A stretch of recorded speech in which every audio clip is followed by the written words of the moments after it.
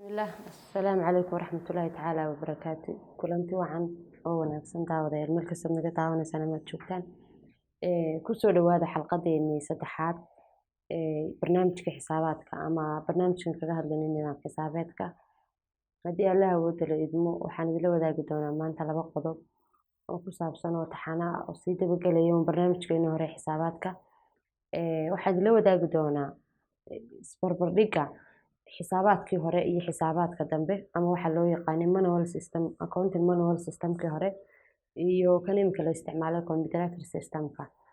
waxaan kaloo idila wadaagi doonaa xalqad ku saabsan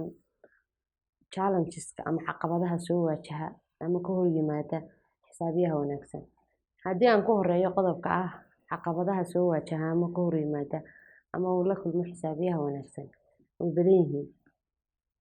xisaabiyaasha haddii la wareysto la weydiiyo caqabadaha idinla waajaha ama caqabadaha idin soo food saara waqtiga shaqada maxay yihiin way badan yihiin. qof kasta wuxuu hadlayaa fikirkiisa, qof kasta wuxuu hadlayaa wixii ka dhex guuxaya. xisaabiye kastana wuxuu sheegayaa ta dareenka gaarka ku leh ama caqabada ugu badan dareenka gaarka ku leh. waxaan noo soo ururiyay ilaa 10 qodob ilaa iyo 11 qodob oo aan isleeyahay way ka sinaan doonaan idamka alle xisaabiyaashu ama haddii uu mid iska waayo ta kale iska helaya caqabada haddii iska waayo caqabada kale ayuu iska helaya. insha allah waan idila wadaagi doonaa. haddii aan isku dayo caqabadaha ama waxyaabaha soo waajahanta xisaabiyuhu ama qofka xisaabiyaha ku guda jiro hawshiisa waxa ugu badan ee badanaa laga sheegaa ama badanaa lasoo bandhigaa waa waqti dheeraada ama overtime waxa loo yaqaano. xisaabiyuhu ka hawl badan yahay shaqaalaha kale waanu ka waqti dheer yahay shaqaalaha kale iyadoo ay tahay muddada la shaqeynaya mid go-aan ama kambanigaas ama shirkadda ama ururkaasi mar walba dhigtay. haddana qofka xisaabiyihi shaqadiisa xadid male marka waxa badanaa ay ka cawdaan ama badanaa soo food saara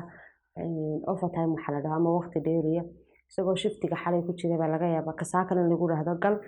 oo ka maantana uu ku jiro isagoo kii xalay ku jiray haddana caawa inuu galaa laga yaabaa shiftigiisa caadiga ahaa ee habeenimo. marka caqabad waxay ku noqotay dheeriya oo soo food saartay ama la soo waajahantay xisaabiyaasha. waxaa kaloo ka mid ah cadaadis shaqeed. sida hore u sheegnay qofka xisaabiyu uu ka shaqo badan yahay shaqaalaha kale. shaqaalaha kale gacanta wax ka qabanaya laakiin isagoo gacanta iyo maskaxda wax uu ka qabanaya. system markuu ku shaqeynaya ama xisaabeed markuu ku shaqeynayana labadaba uu ka shaqeynaya. sida laajigeed uu ka hawl badan yahay waanu ka shaqo badan yahay shaqaalaha kale shirkadda ama ururka ama kambaniga. waxaa kaloo ka mid ah ama uu noqonaya qodobka saddexaad tartan. xisaabiyuhu keliyaata maaha waaxda keliyaata u tartamaysa shirkadda way jiraan waaxaha kale oo dhan way wada tartamayaan tartan buu kula jiraa. haddana xisaabiyuhu isagoo tartan kula jira waaxahiisa kale ama dhibaarmadiyada kale ee shirkadda ama ururka ayuu tartan la kula jira xisaabiyaasha la midka ah ee ka shaqeeya shirkadaha dhigiisa. marka tartanka laftirkiisu wuxuu ku noqotay caqabad qofkii waqti dheeraada shaqeynaya shaqadiisina badan tahay haddana tartan galaya aad bay caqabad ugu noqotay. waxaan hore ugu soo sheegnay astaamaheena inuu xisaabiyu yahay qof mar walba aqoon kororsiya oo aqoonta xisaabaadku aan ahayn mid joogsata maalinba system cusub uu soo baxayo maalinba nidaam cusub oo xisaabeed uu soo baxayo. aqoon kororsiga joogtada ah ama u baahan in uu xirfad u yeesho nidaam kasta xisaabeeda soo baxa ama wax kasta oo soo kordha tartanna u gelaya ayaa ku noqotay caqabad. isbedelada gobolka ay sababto tiknoolajiyadda ama habkan casriga ee iminka gobolka wuxuu noqday adduunkiiba wuxuu noqday qolyo tiknoolajiyad baana sababtay. tiknoolajiyadda sababaysaa waxay soo kordhinaysaa nidaamyo cusub waxay soo kordhinaysaa procedure cusub waxay soo kordhinaysaa habab cusub. haddii aanu waxaasoo dhan la socon ama wax ka aqoon ama aanu qof ku lug la ahayn oo wixii soo kordha caalamka tiknoolajiyadda soo kordhisa dhinaca xisaabaadkan la socon qofkaasi ma sii ahaan doono ama xisaabiyahaasi ma sii ahaan doono hanti shirkadeed ama hay'adeed ama urur mustaqbalka fog. waxaa kaloo ku jirta koritaan degdeg oo dhinaca xisaabaadka. tiknoolajiyadda soo kordhisay badanaayo nidaamyadan xisaabeedku maalinba maanta ka dambeysa waxaa laga yaabaa maanta dad quickbook ku shaqeynaysay nidaam kale oo inay shirkadda isbedeshaa laga yaabo ganacsigeedu weynaado quickbook inuu qaadi waayo xaddi u yeelan waayo xaddigii shirkadda uu qaadi kari waayo waxaasoo database ama macluumaada. systemyo kale oo ka available baa jiro oo ka wanaagsan oo xagga qaadista hadday tahay iyo dhinac kasta systemyadii baa lagu keenaya lagu oranaya ku shaqo haddaanad ku shaqeyn karin ama aanad systemkii fahmeyn dee way adkaanaysa shaqada uga sii shaqeyso. marka koritaanka nidaamyada ay soo kordhinaya ee tiknoolajiyaddu sababayso sanadadan dambe ayaa ka koowa. waxaa kaloo ku xiga sharaxaad dheeriya qofka xisaabaadka looga baahan yahay maaha keliya ta xisaabaadka loo dhiibay inuu diiwaan geliyo inuu duubo inuu habeeyo waxaa looga baahan yahay oo kale inuu turjumo oo sharaxaad dheeriya markuu daabaco riboodkiisa xisaabeed ama warbixintiisa xisaabeed qofka waxaa looga baahan yahay inuu sharaxo haba sharaxe waxaa looga baahan yahay sharaxaad dheeriya qof waxaad u sharaxaysaa manager oo aan xisaabaadba weligii arag weligii meel warqad xisaabaadna akhrin ayaa lagu odhanayaa ka dhaadhici qof hadduu doono balaaninka ka shaqeeya lagu odhanayaa shaqadaas la gorfeeyo xisaabaadka u sharax ama hawsha xisaabaadka ka wada shaqeeyo anyway waxaa kula soo gudboonaanaya dad aan xisaabaad shaqo u lahayn dad aan xisaabaad khibrad u lahayn dad aan xisaabaad aqoon u lahayn inaad u sharaxdo ama aad nidaamka xisaabaadka fahansiiso oo tusto ood ka dhaadhiciso halkani waxay balaasu noqotay halkanise waxay maanisu noqotay sharaxaadda ee dheeridaana waxay noqotay caqabad soo waajahday xisaabiyiinta ku guda jira shaqadiisa waxaa badanaa jira qofka xisaabiyihii intii uu u shaqaynayo shirkad hay-ad ama urur wuxuu ku mashquulsan yahay dhinaca kale xisaab naftiisa ah oo qofkan xisaabiyi waa qof shirkad xisaabinaya badanaa kuma fikiraya inuu shirkada sii joogo oo xisaabiye kasii ahaado wuxuu ku fikirayaa in isaga uu naf ahaantiisa uu samaysto dhaqaale ah ama ganacsi ha ahaato ama wax kale ha ahaato ama sistamyo uu isagu abuurayaba ha ahaatee badanaa inta qofkaasi ku jiro shaqada wuxuu ku mashquulsan yahay siduu shaqada isbedel naf ahaaneed uga gaari lahaa waayo maanta haddaynu weydiino xisaabiye ku qanacsan inuu weligii kasii shaqeeyo shirkada waaxda xisaabaadka usii joogaa ma jiro xisaabiye kastaana wuxuu doonayaa waqti cayiman inuu shaqeeyo uu kabacdi ka wareego shirkad ganacsi ama shirkad kala furto isagoo loo shaqeeyo caqabada ugu dambeysa badanaa markaynu eegno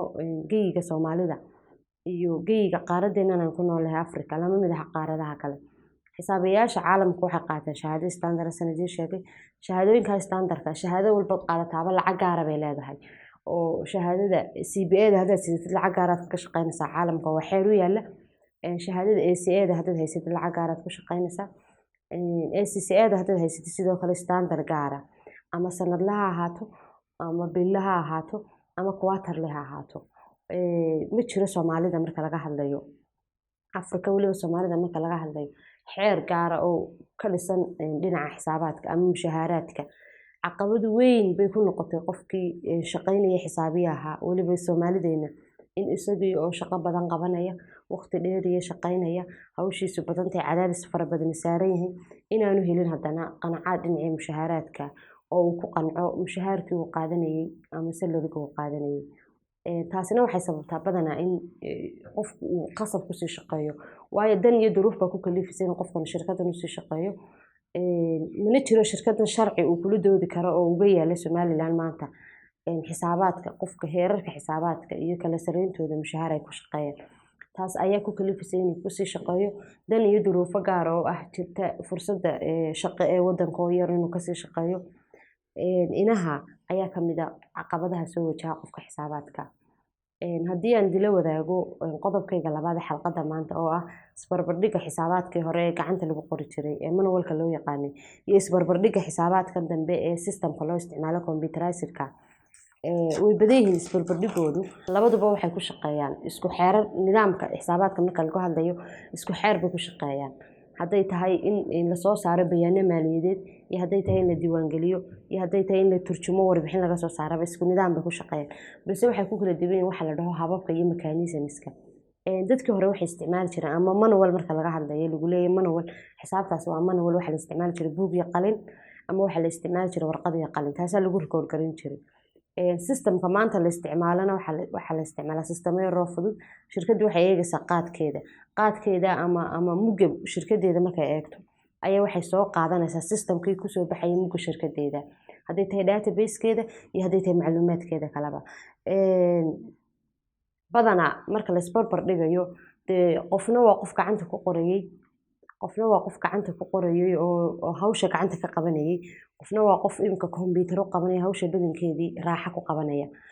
ma odhan karno waxa wanaagsan kii dambe mana odhan karno waxa wanaagsan kii hore labadu way wanaagsaneen kaasina waqtigii dadka ka shaqayn jiray way wanaagsaneen kanina wuu wanaagsan yahay waqtigii dadka imika lagu shaqeeyo wuu wanaagsan yahay hadday tahay micnaha way ku kala duwan yihiinoo mid fiisa kali baa laga qabtaa midna computer baa qabta hadday xisaabinta tahay mid gacanta laga qabtaa midna systemka kuu qabanayo calculate garanaya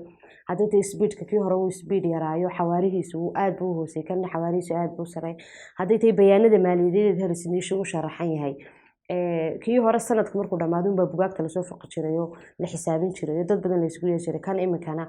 de systemka waxaa kuu haya butonka laabtoonkaaga ama mooskaaga uma kuu haya halkaasaad ka geysanaysaa bayaanada maaliyadeed ee halkuu marayo maalintaad doonaysid sanadkaad doonaysid iyo waqtigaad doonaysid